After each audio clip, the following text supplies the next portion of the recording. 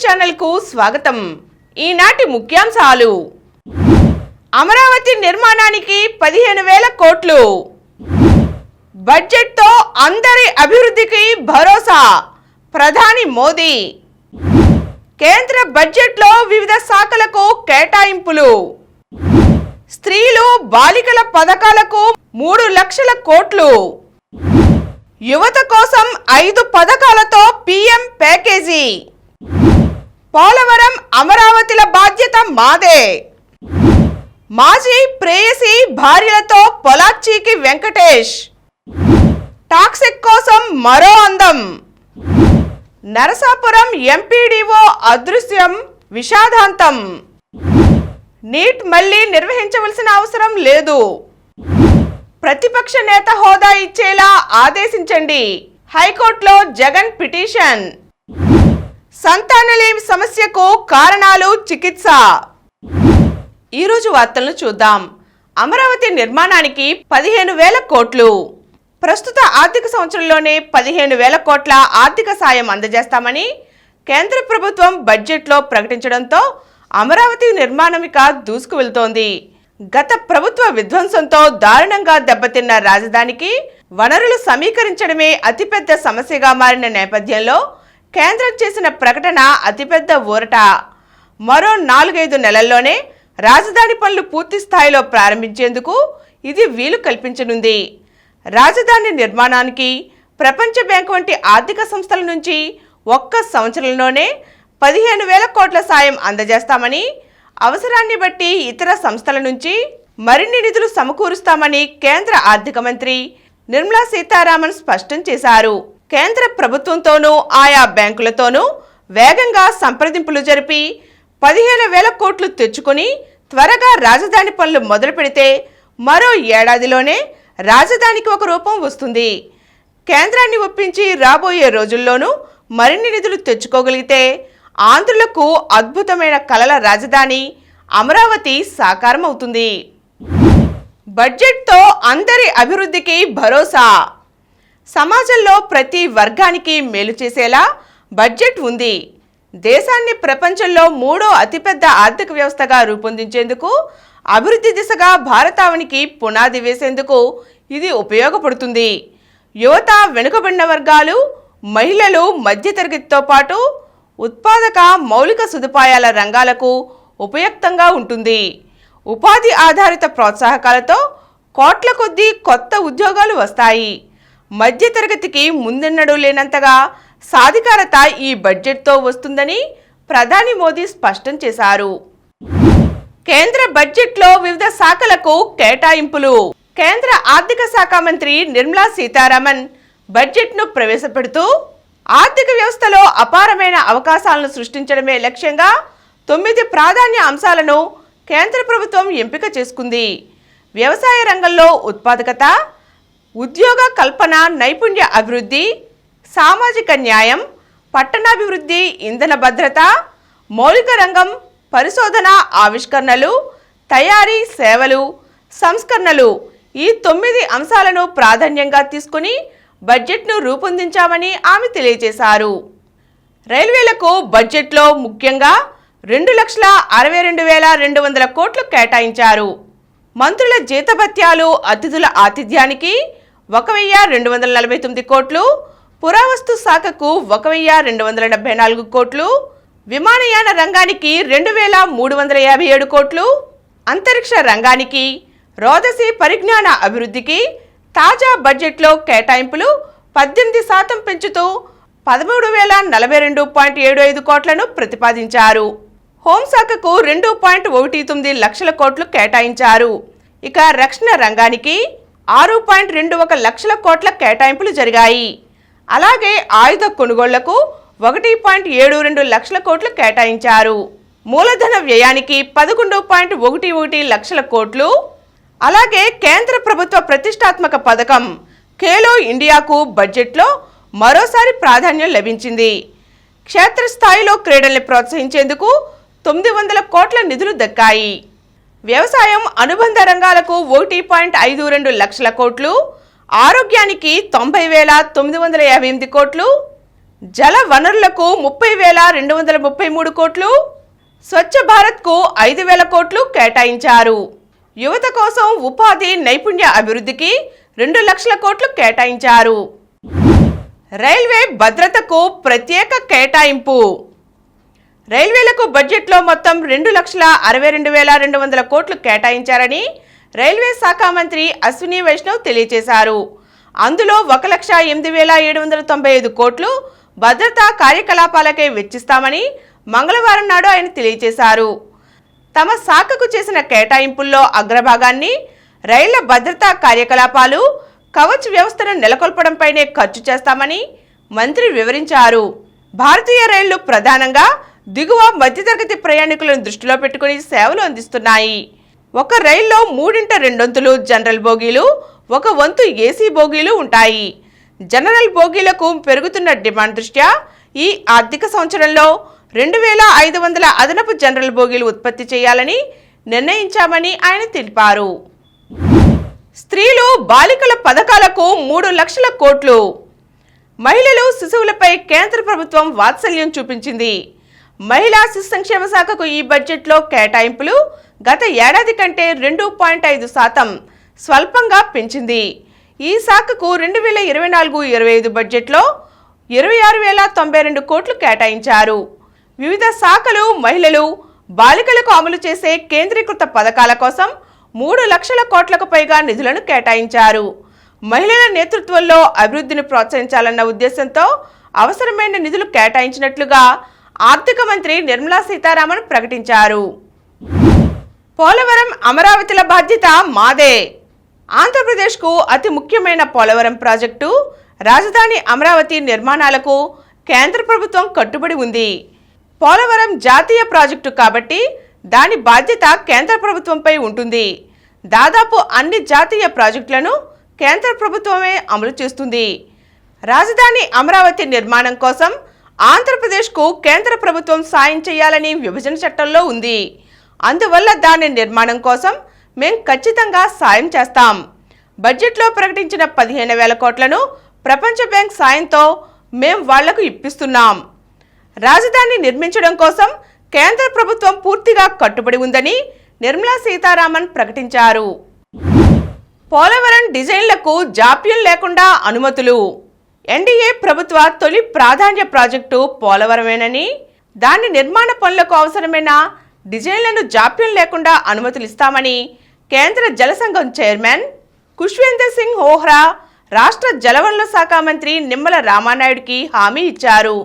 గోదావరిలో వరదలు తగ్గగానే ప్రాజెక్టు పనులు ప్రారంభించేలా కేంద్ర ప్రభుత్వం నుంచి నిధులు, అనుమతులు సాధించే లక్ష్యంతో ఢిల్లీకి వచ్చిన ఆయన మంగళవారం ఇక్కడ సిడబ్ల్యూసి చైర్మన్ను కలిశారు.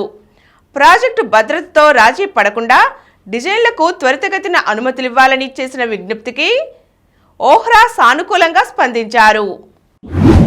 కాసులకొండకే చిల్లులు.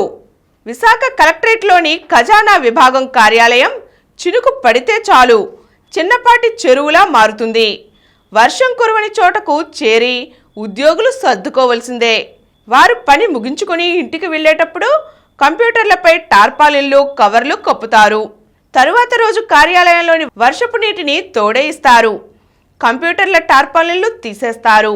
3 రోజులుగా కురుస్తున్న వర్షాలు సిబ్బందికి చుక్కలు చూపిస్తున్నాయి. 2014లో వచ్చిన హుదూద్ తుఫానుకు ఖజానా, కలెక్టరేట్, ఆర్డీఓ కార్యాలయాల పైకప్పులు దెబ్బతిన్నాయి. కలెక్టరేట్, ఆర్డీఓ కార్యాలయాలను ప్రభుత్వం నవీకరించింది. ఖజానా కార్యాలయాన్ని మాత్రం విస్మరించింది. నీట్ మళ్లీ నిర్వహించవలసిన అవసరం లేదు. నీట్ యూజీ 2024 పరీక్షను మళ్లీ నిర్వహించవలసిన అవసరం లేదని సుప్రీంకోర్టు స్పష్టం చేసింది.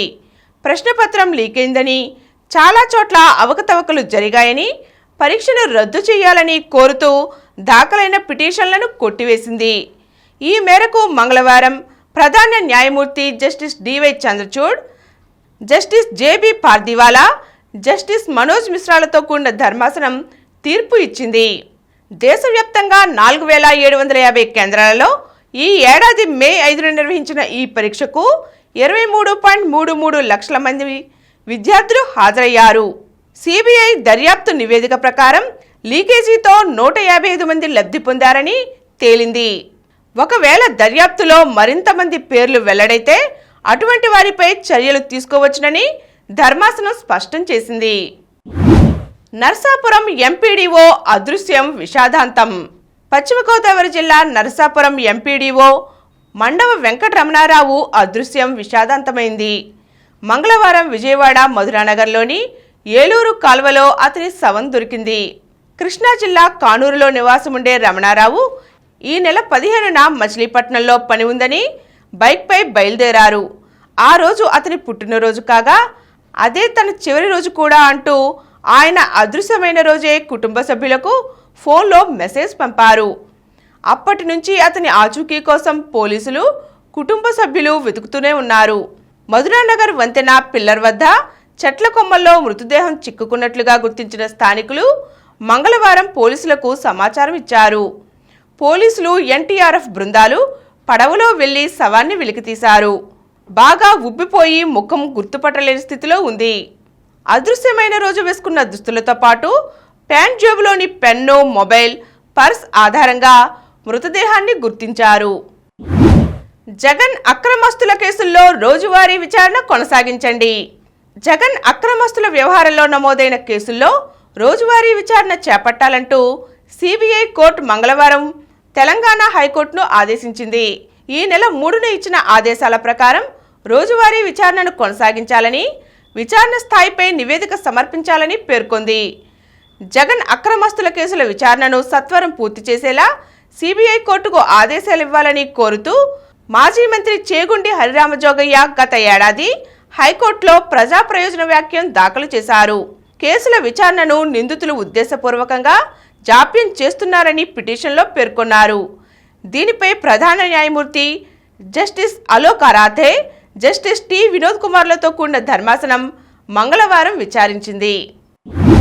ప్రతిపక్ష నేత హోదా ఇచ్చేలా ఆదేశించండి. శాసనసభలో ప్రతిపక్ష నేత హోదా ఇచ్చేలా అసెంబ్లీ కార్యదర్శి, స్పీకర్ కార్యదర్శిని ఆదేశించాలని కోరుతూ మంగళవారం వైకాపా అధినేత, మాజీ సీఎం వైఎస్ జగన్మోహన్ రెడ్డి హైకోర్టులో పిటిషన్ దాఖలు చేశారు.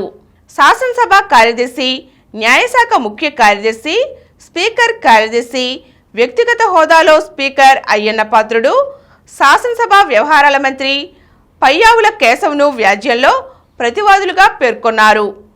శాసనసభ సాంప్రదాయాల ప్రకారం అధికార పార్టీ శాసనసభాపక్ష నేత ప్రమాణ స్వీకారం పూర్తయ్యాక ప్రధాన ప్రతిపక్ష నేతతో ప్రమాణం చేయించాలి. రాష్ట్రంలో అందుకు భిన్నంగా వ్యవహరించారు. మంత్రుల తర్వాత నాతో ప్రమాణం చేయించారు. దీన్ని బట్టి నాకు ప్రతిపక్ష నేత హోదా కూడా ఇవ్వలేదని నిర్ణయించినట్లు అనిపిస్తోంది. అసెంబ్లీలో పేదల పక్షాన ప్రతిపక్షం గొంతెత్తకుండా ఇలా చేశారు. భాజపా, తెదేపా, జనసేన పార్టీలు కూటమిగా ఎన్నికల్లో పోటీ చేశాయి. అంటే నిస్సందేహంగా ప్రతిపక్షం వైకాపానే అంటూ జగన్ వివరణ ఇచ్చారు. యువత కోసం 5 పథకాలతో పీఎం ప్యాకేజ్. ఈ బడ్జెట్లో యువతపై ఎక్కువ ఫోకస్ పెట్టారు.